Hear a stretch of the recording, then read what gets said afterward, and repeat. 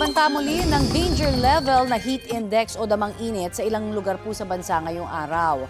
Ayon sa Pag-asa, posibleng umabot sa 42 degrees Celsius ang heat index sa San Jose, Occidental, Mindoro.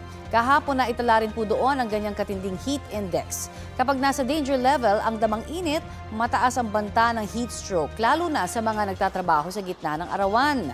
Ngayong Biyernes, posibleng pumalo naman sa 40 degrees Celsius ang heat index sa Dagupan, Pangasinan, Etxague, Isabela at sa Coron, Palawan.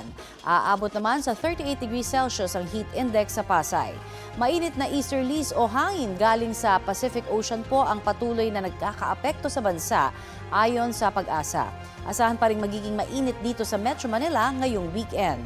Posible pong pumalo at umabot pa nga sa 33 degrees Celsius ang pinakamainit na temperatura.